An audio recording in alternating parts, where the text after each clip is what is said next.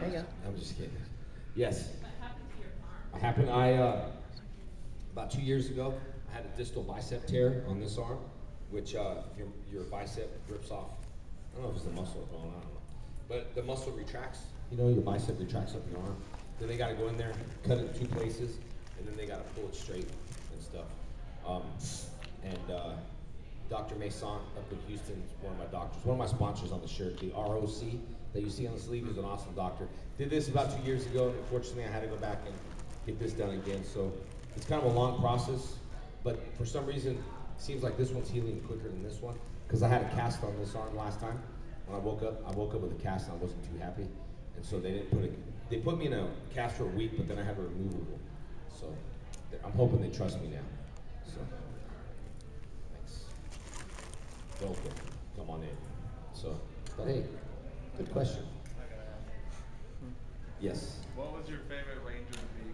Favorite Ranger? Yeah. Probably the Green Ranger. Green Ranger. I would say, yeah, because it was evil. And, so it's always fun to be evil. A little bit. I know you had a question. What was your question? I just now have my camera. Can I take a picture of you? Oh man, that's not a question. Jeez. Yeah, go ahead, take a picture. Not with me. You're not gonna sit on my lap. I ain't Santa Claus. I won't sit on your lap. It's a little awkward. All right. Well, it's still awkward, but all right.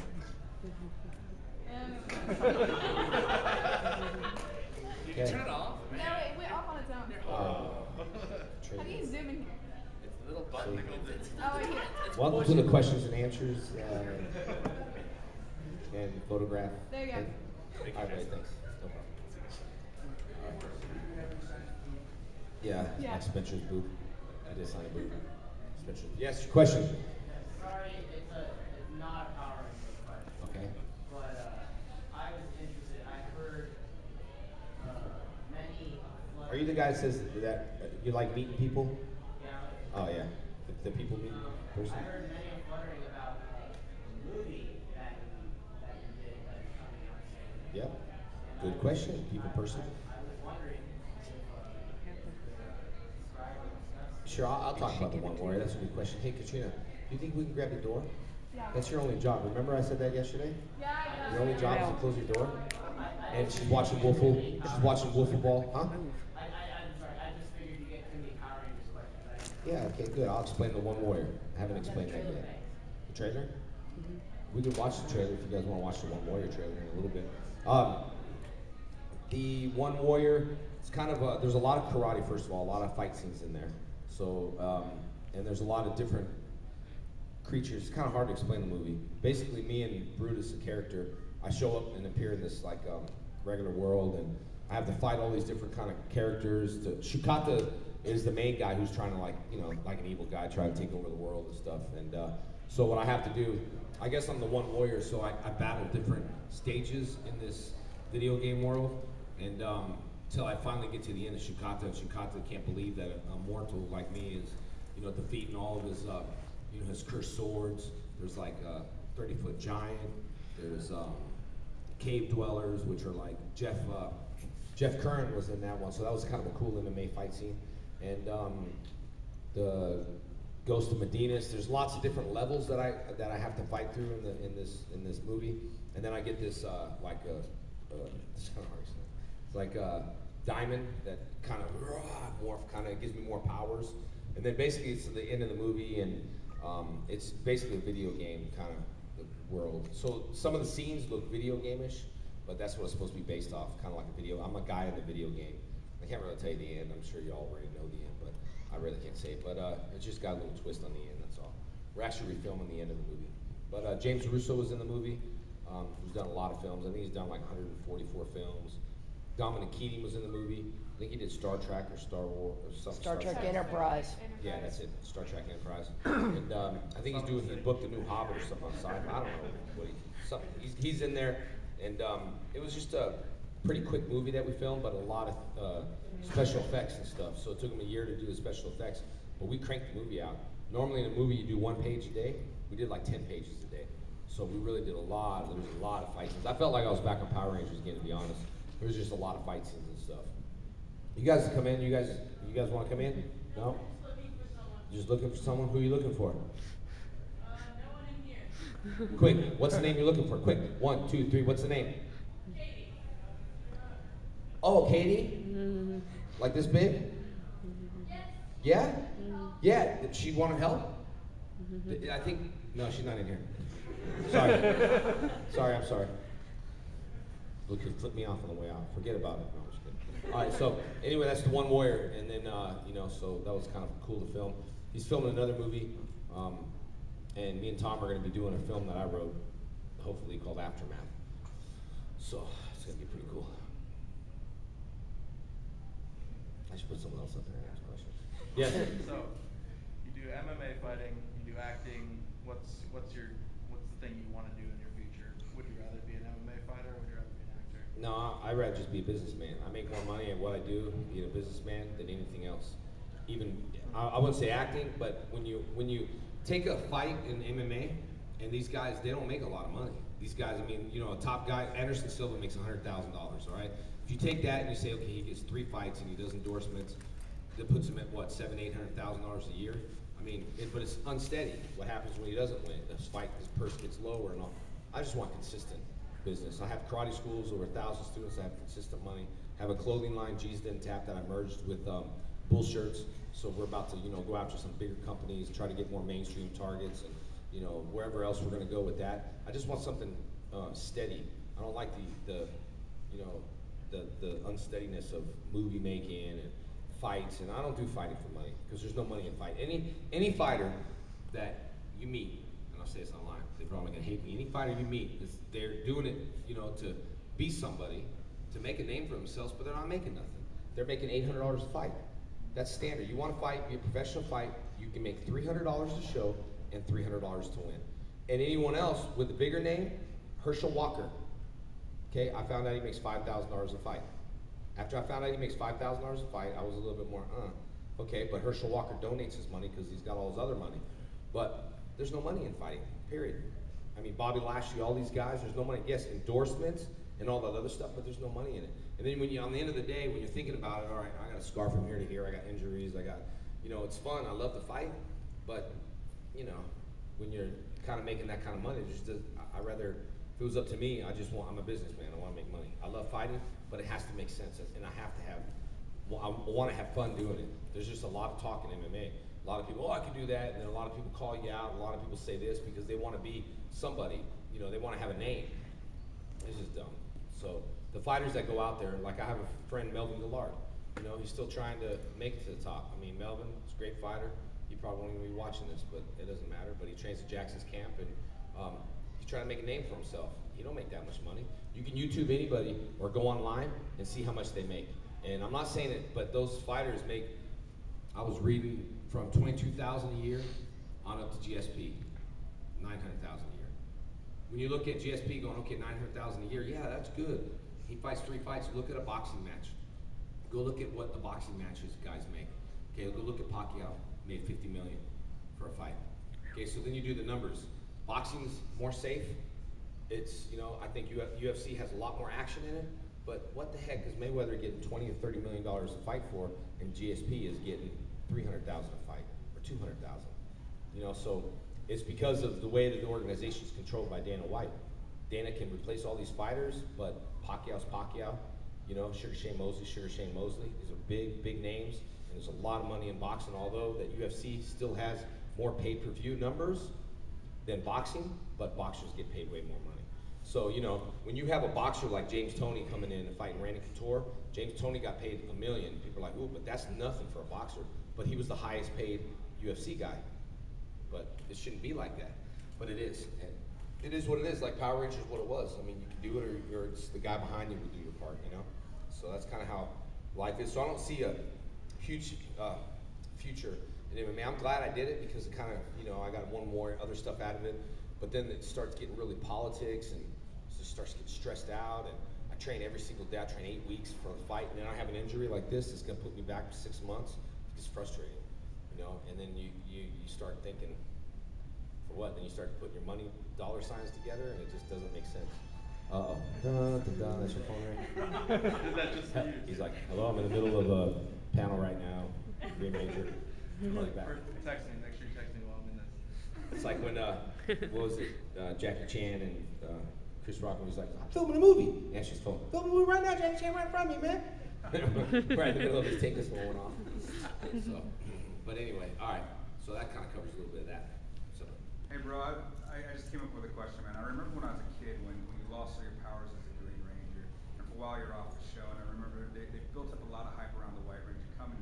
I remember as a kid, me and my dad were always speculating who it's going to be. We'd hear these rumors and whatnot. But what I wanted to know from you, man, did you know right off the bat when you were leaving as a Green Ranger to come back? No, because I left as a Green Ranger to sell VR Troopers show. Oh, for real? Yeah, I was on VR Troopers. I sold that as a pilot. But when I left the Green Ranger, as the Green Ranger, kids were calling saying they're not going to eat their food and they need the Green Ranger back. Honestly, Saban was such in a bad spot because parents were calling and saying we need this guy back, and they put a little petition together, like kids from somewhere signed papers and just to bring me back on. And I think Saban was a little worried, about starving the kids and stuff, and like all the kind of threatening calls they got. So they brought me back, and then I went to go sell VR Troopers, and they brought me back to the White Ranger. So, dude, I was bummed, man. I was bummed. So I was one of those kids. Yeah. People were calling saying they weren't going to eat and all that stuff. So. And then there was white light as you descended from White heavens. light, yeah, where I descended from heaven. That was a good episode. Everybody had to be like, whoa, whoa. I was like, it's me. Wasn't that? No, that wasn't a two-part. And also it's like, shit. I remember. Yeah, two-part. Wait. Yep. Crazy. What's up, guys? Yes. What's your favorite role you've ever played? Favorite role? That's kind of hard because Tom was just like one long role, But I mean, as far as Rangers or like acting or Any role. any role, I don't know. Power Rangers was a big part of my life. It was just kind of weird when that was gone, because I kind of developed Tommy. I didn't really. You have time to develop your character, and I had a lot of time to develop that character. So I'm not so into I just love filming. So when I'm in front of the camera, I think that's like the best. So it doesn't really matter what I do, as long as I like it and accept the project, then I'm going to give out my best to do it, But like I said, One Warrior was different because I didn't have to morph and do all this crazy stuff, but I was fighting a lot. It did remind me of filming Power Rangers. There's a lot of stunt guys and all that stuff. So I think anything would remind me of Power Rangers if they're going to drive you to work 16 hours a day. That's how long we worked on One Warrior. We worked on hours after hours. It wasn't like we had 8-hour job on Saban. I mean, they drilled us hard. We worked. That's why I became a hard worker. You work on the show. We did the movie. On our break, we did episodes. We worked six days a week. We had no breaks. When we had hiatus, but we were doing ADR all the time. So we were constantly working in the studios back to back, hardly any sleep. Waking up 4 o'clock in the morning to go film and getting off at 6 and barely have enough time to work out and eat and go to bed. And just repeated that like Groundhog Day over and over again. But yeah, I think any role I like to do in front of the camera, I like to take serious.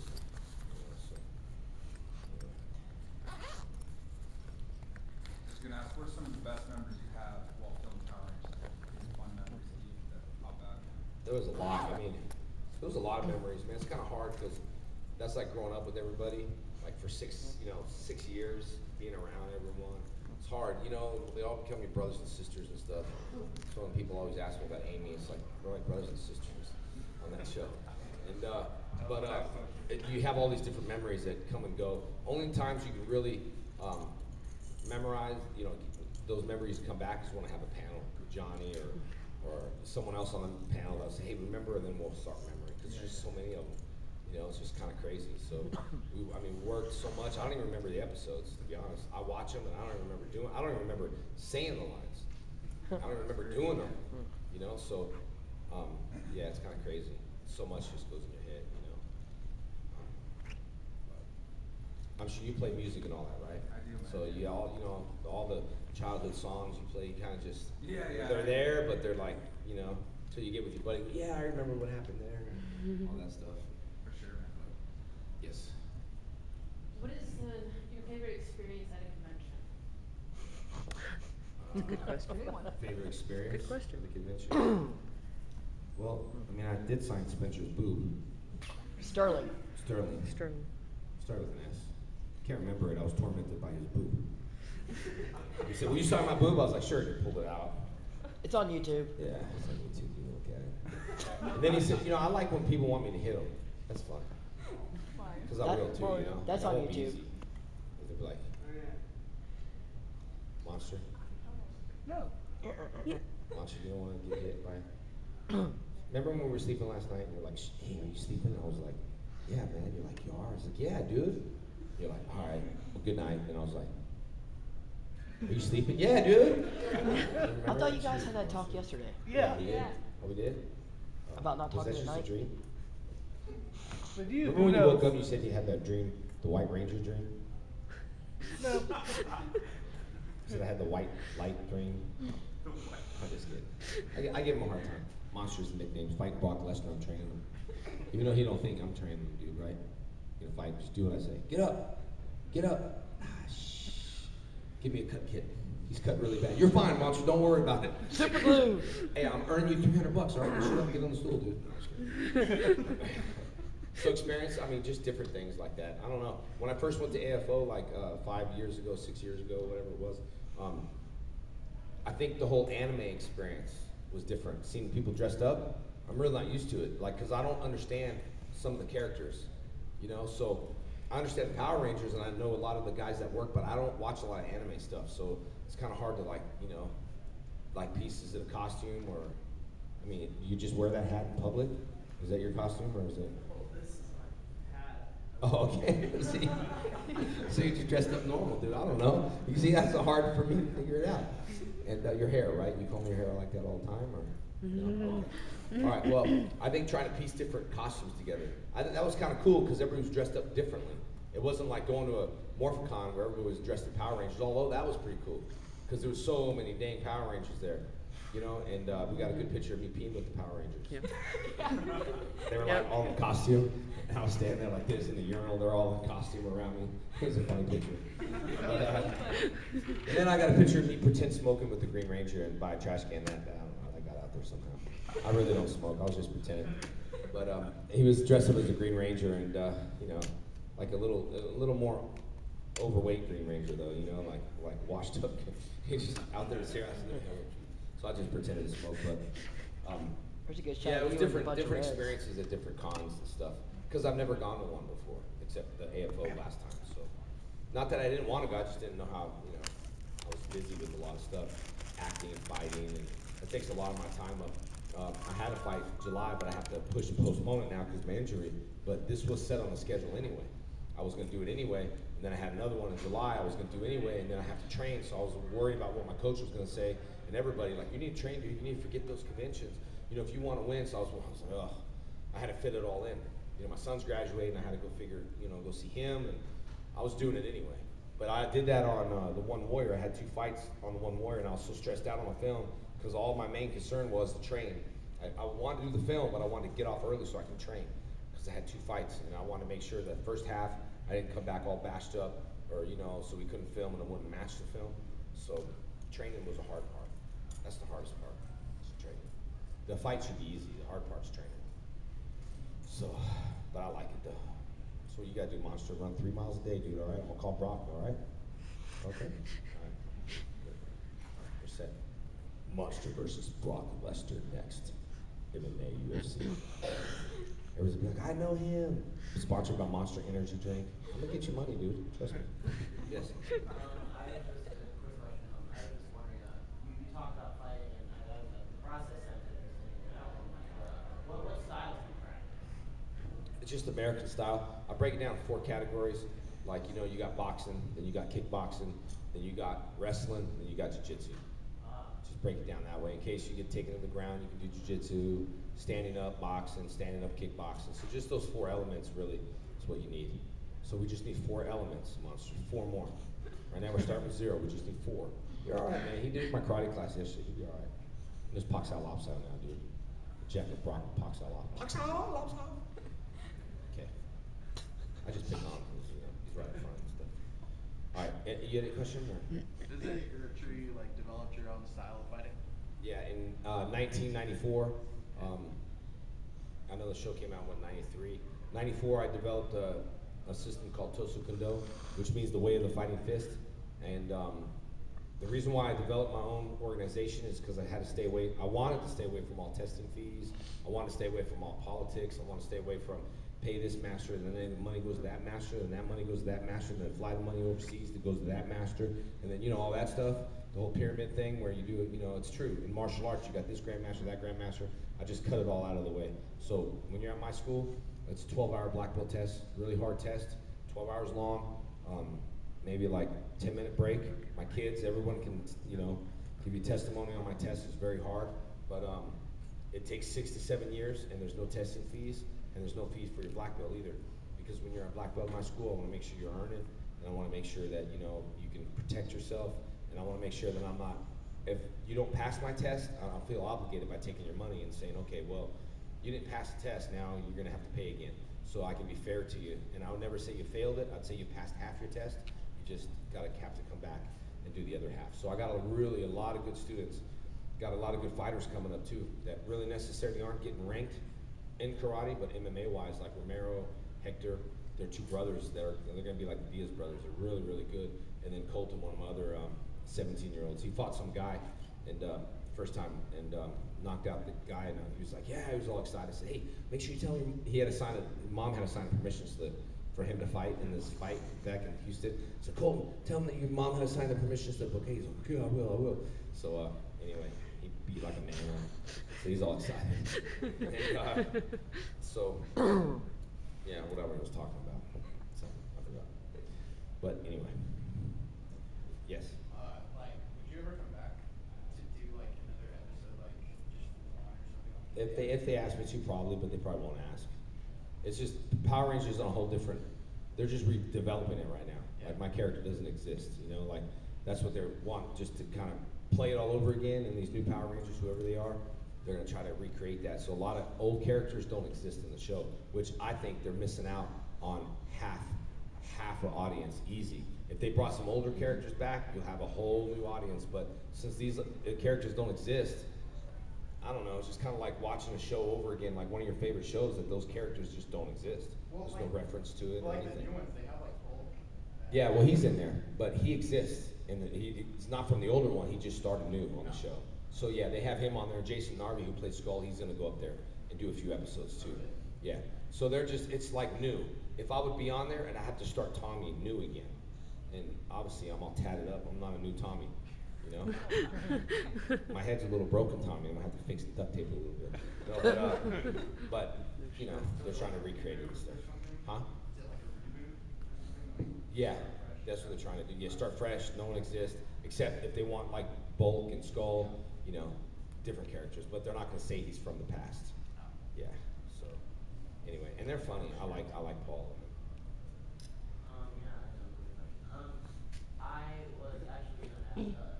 Because the show is obviously, to people who know, based off of and adapted from a Japanese show, a superhero show, and I was wondering if the extreme popularity that the American version had, especially back in the day, has gone on to influence and drive and direct the show as it's made in Japan. Like, do they continue to make it in America and Japan, for America and Japan? Because of America? That's a long question. No, I think they're making them in Japan. I think we're using their footage. That's what I mean. So yeah, we're using the Japanese footage over here, just with American actors. So they're producing all their stuff, and I guess Saban's merged with them to buy their footage and then use actors here. Well, not here, but in New Zealand. They're filming in New Zealand because they're filming in New Zealand because it's non-union. So they're gonna get, they're screwing everybody all over again, non-union again. So they're running from the union, they're not staying union. The show did turn union here in the States, and then all of a sudden now it's non-union. So once it went from Disney, then they shifted it to New Zealand. The show don't show in New Zealand, so it's all non-union again. So all the actors on the show are not gonna get one penny. It's just, I've already been screwed once, so I can't get screwed again. So it was union, I'm not going back to a non-union show. So, but they're buying their footage, I mean, Saban's like that. One thing I learned about Saban is that he taught me in this business, in any business, unfortunately, business is a cutthroat business. When you're a businessman, that's the way it is. But you can do business and still have integrity as a businessman. You don't have to cut everyone's throat. But business is like that, So he's just really, it's all about business right now. He don't care about the fans. If he cared about the fans, then he would like, he just cares about reproducing this new show and have everybody go, oh, what is it, Power Rangers again? Because if he cared about the fans, he would do a little bit more for the fans that are here, that are older, and say, okay, I'm gonna do something special for these people that grew up on it. Now they have kids, and but he don't think that way. It's just that he don't care.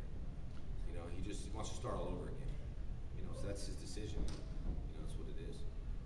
So, yes. Have you had any creepy fans? Creepy fans? Yeah, I always get them. Those creepy fans. He's gonna be calling you right now. But yeah, we get them. I've had them even before Facebook was around. So.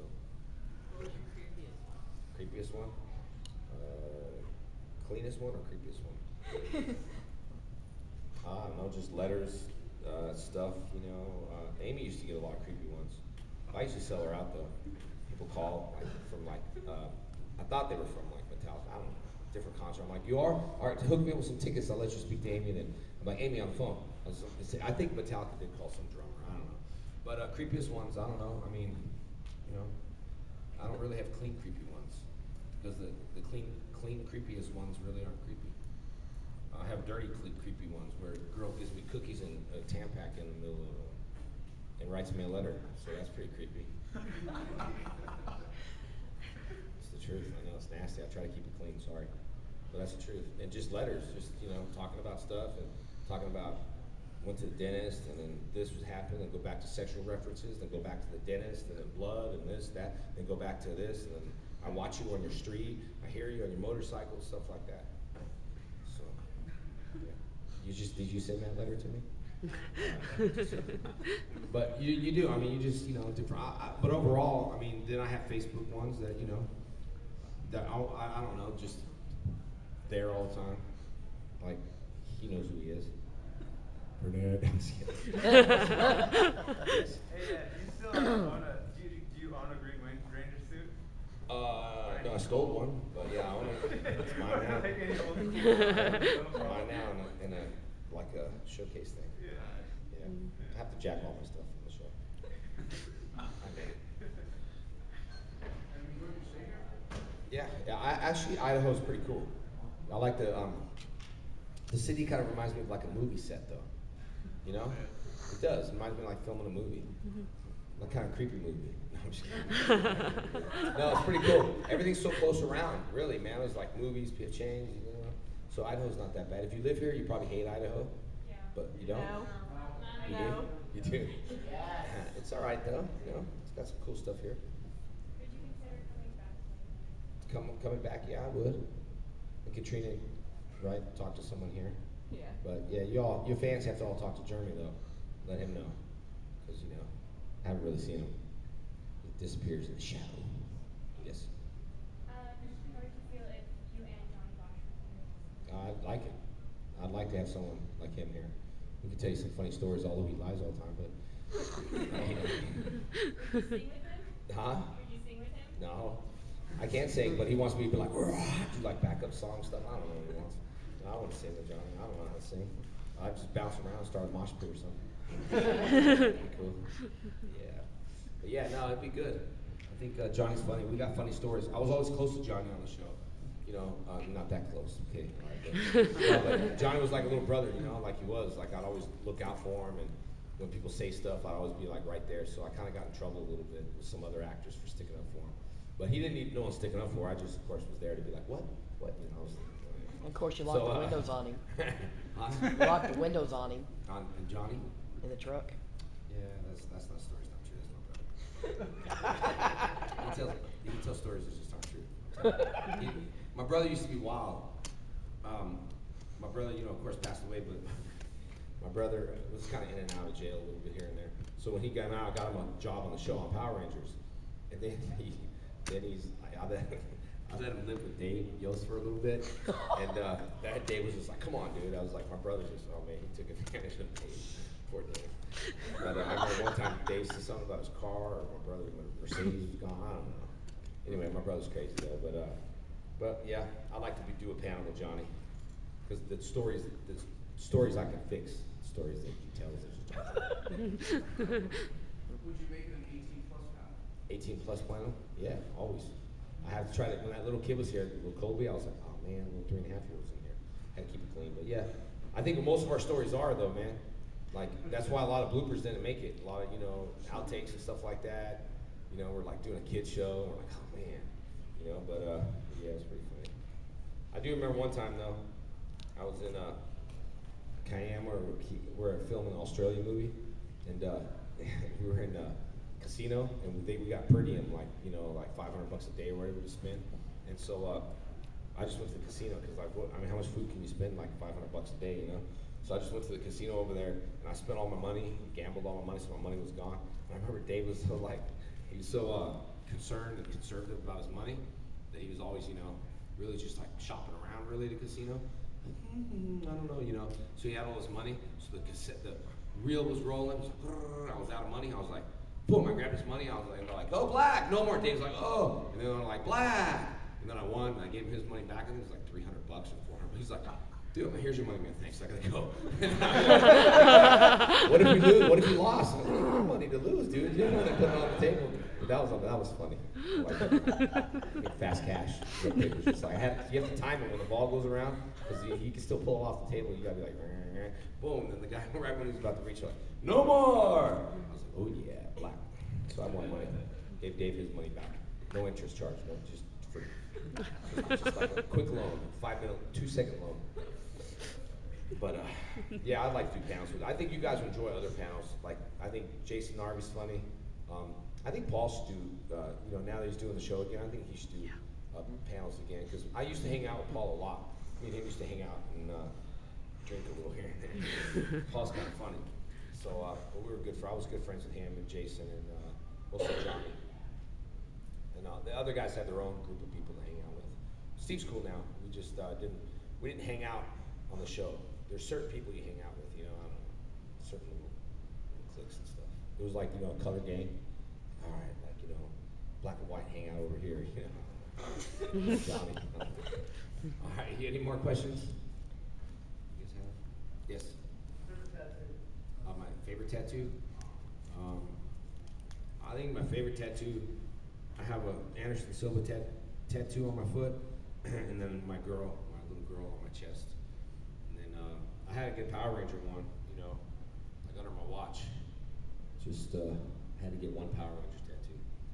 Just because I have all this ink and I don't have any Power Ranger tattoos or anything. And of course the G's didn't tap one I like too.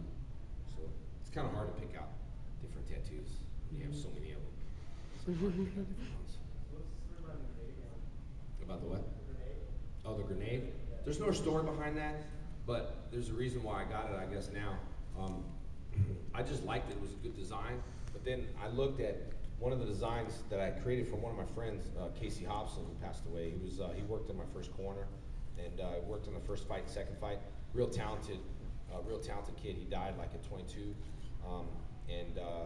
But he had, I guess I designed a shirt with his name is Casey the Hand Grenade Hobson.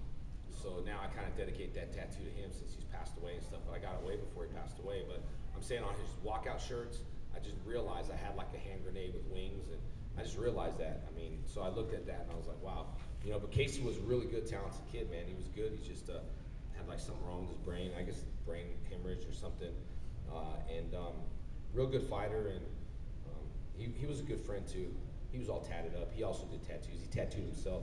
But I went to his brother, Justin, now, who a real good friend of mine. He lost his brother and I lost my brother, so we're kind of there together for each other. And his family's a great family. His dad and all that stuff. His dad raised him, so Casey was like his son. It was hard to lose his son because I relate to my mom and dad when I lost my brother.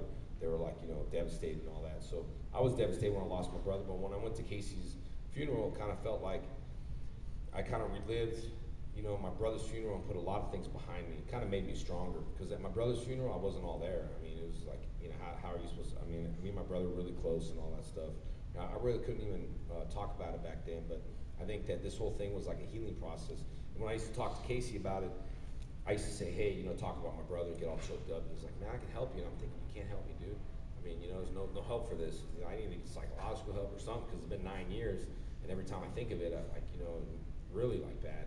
But he used to tell me he helped me, and then I realized that, that he did help me because, you know, I mean, he passed away and he changed my life and changed a lot of people's life and stuff. And I couldn't step foot on a funeral place for 9 years after my brother passed away. In fact, the first time I ever stepped foot on a funeral thing was in the stupid cheap movie Fall Guy I did. It was dumb.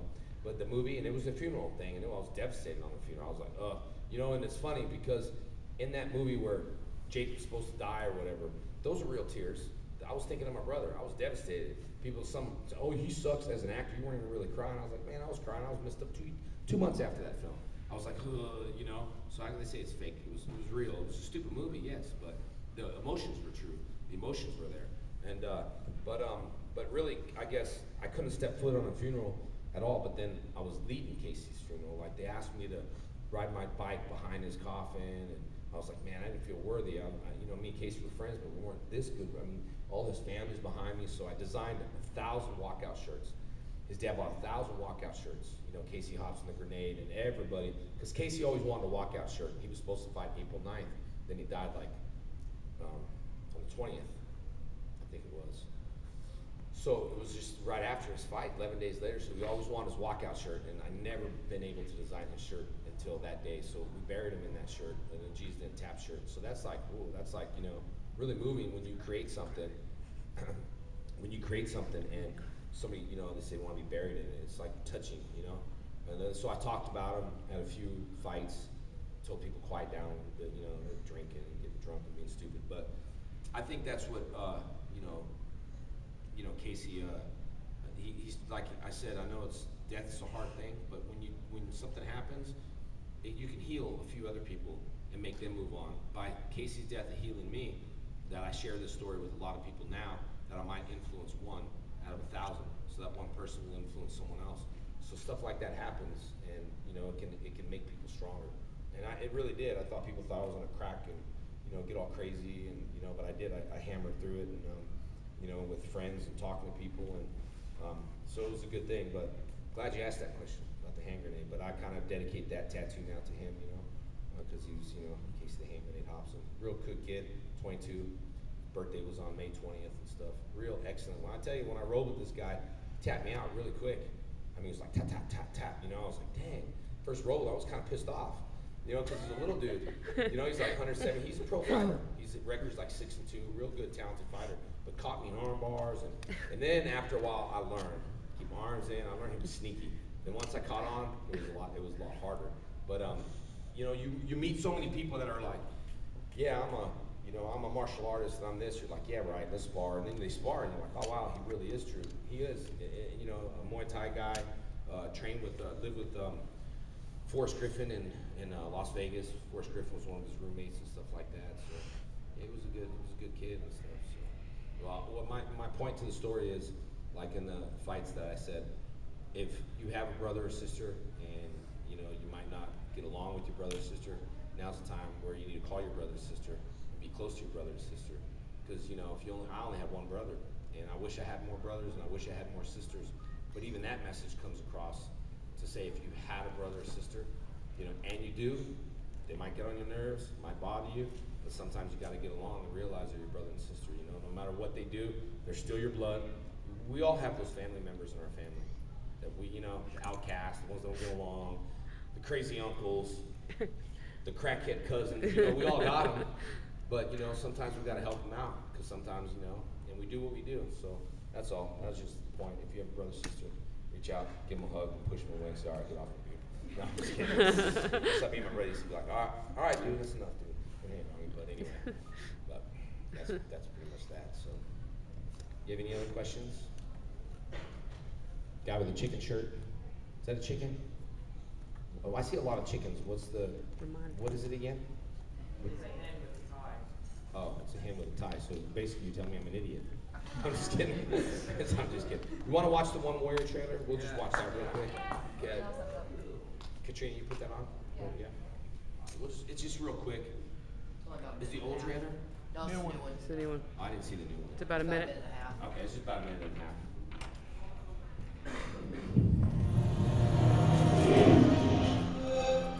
That ain't it. No. That's Xbox. Xbox turning on. What lights? Lights. Yeah, I'll get lights in a second.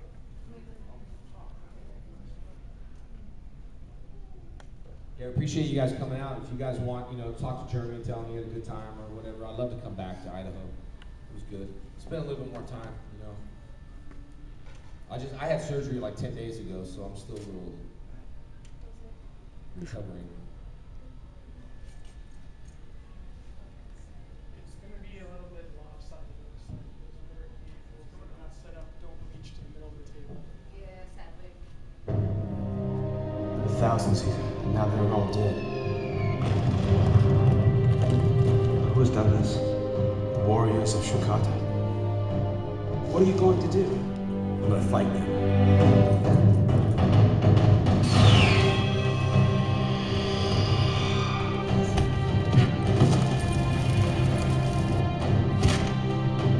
In the old prophecies, it says that the one warrior was traveling north to the lands of Shukata. You must first face 7 challenges, each more difficult than the last. No warrior has ever made it.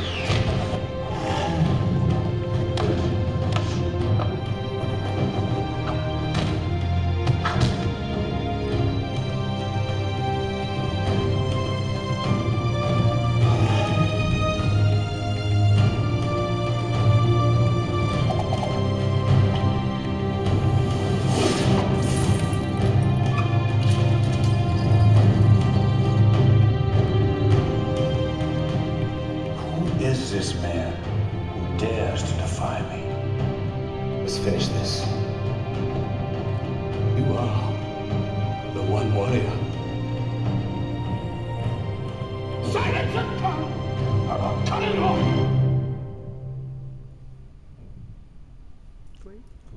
I didn't see that one before. I did watch the movie. I mean, only 2 damn things I hate in movies and the damn trailer. God, like 4 seconds of the movie I hate. One was that dragon, and then the other one is that monster in the cave. And both of them make the trailer. I'm gonna call them a minute and a half, hour and a half movie. And you put the 2 things in I hate. Now that you've seen the things I hate, we can probably watch the movie. But yeah, that was the one warrior, so it was different. And the reason why I have tattoos and all that stuff is, because at the end of the movie, it's like a video game. But I did like working with James Russo. I mean, as far as actor-wise, I liked working with James Russo. So he was a good, strong actor. That scene in there that I had with him, a couple scenes, he was a good, strong actor. Although I think I expected a lot more out of him because he's done like 144 movies. But it was good. We have to wrap it up with a couple more questions here, and I'm gonna have to get going. I got a flight today out of here. But, Before you mentioned I recently found out that the church was being treaty at Dallas 2001. I didn't feel too good about it. I mean, I couldn't be at her funeral just because my brother. I mean, I just couldn't be there. I look online, everyone was there except me. That's the reason why I wasn't there. I wasn't there because I didn't care about her. I was there because I just mentally, physically could not go through a funeral. My brother just passed away. She passed away the day after my birthday. It was just, it was hard because working with her on the show, it's really hard when you're working with actors on the show. Okay, we're all in the same boat, and then she leaves and does her own thing, and then I go eat sushi with my agent in Hollywood, and she ends up being my waitress. So it was awkward for me to say, I want this, give me some more water. She was my waitress. I mean, here she's my act, I'm meeting my agent and moving on and trying to move on, and she made a bad decision by leaving the show, and now she's the waitress at a restaurant. But that's the joke in Hollywood. Oh, you're an actor? What restaurant do you work at? That's the joke. But that was, when I saw her there, I was like, oh, you can sit down. She's like, I can't, I'm working.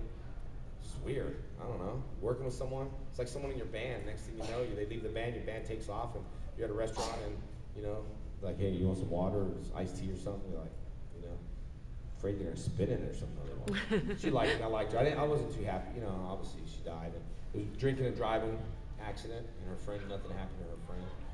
So, yeah. That's what I heard.